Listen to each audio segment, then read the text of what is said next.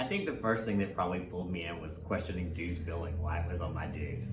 So I have to say I don't really remember the first thing that the first reason I made a contribution other than it was on the bill. And it seemed like the right thing to do, and I just did it. I think probably the first intentional contribution where I really thought about what I had done was I attended a legislative committee at CTAR, and I heard about the things that were kind of coming down the pike, not statewide, but right local where I lived and worked. And I thought, goodness, there's got to be a better way. We've got to build these relationships with the current council members, future council members, other city elected officials, county officials, town officials, and money builds that relationship.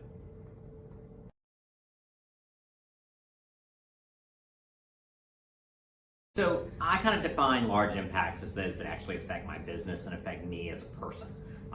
And at the local level, we hear a lot here in the greater Charleston area about building moratoriums, permit allocations, sign ordinances, all things that affect me.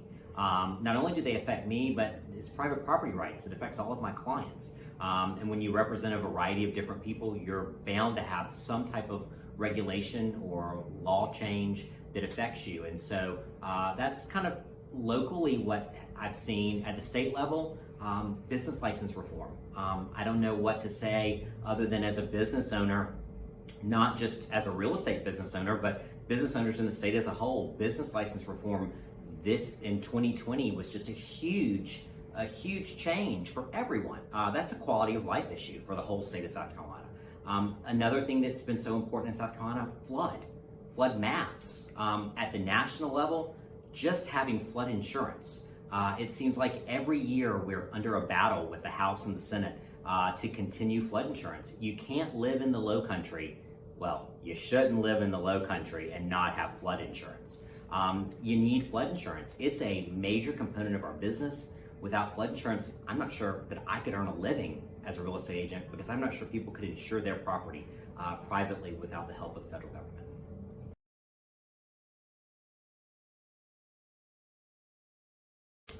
Yeah, I'm sitting here today. Without someone helping me reach out to elected officials, speaking up on my behalf about the things that I need as a business owner, as a realtor, and as someone who represents buyers and sellers of all different varieties, the fact that I'm still here and able to conduct this business is a huge thing. The fact that I can have my agents and I as well can fill in a contract without having to go to an attorney and have an attorney write a contract to slow down the process of buying and selling real estate. Just being here.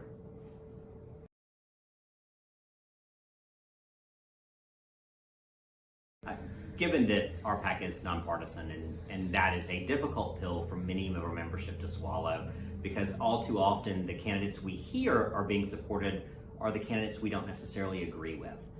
It is a struggle for me. Anyone that knows me knows that I have very strong personal beliefs that do not always align socially with some of the candidates that are supported by RPAC locally, at the state level, or the national level.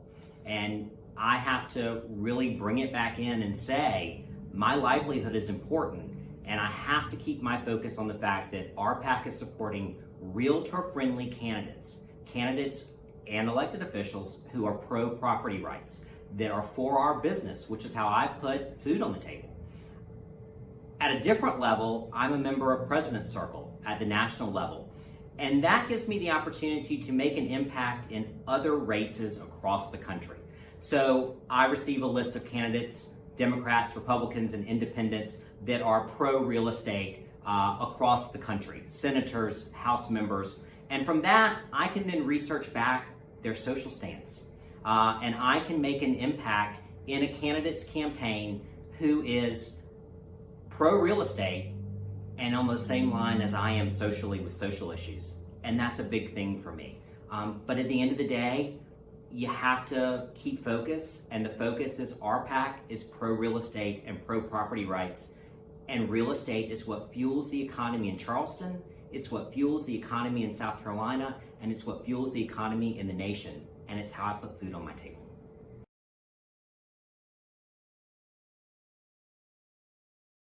the most important reason I invest in RPAC is to build relationships with our elected officials. I don't know how to say it any plainer or any clearer.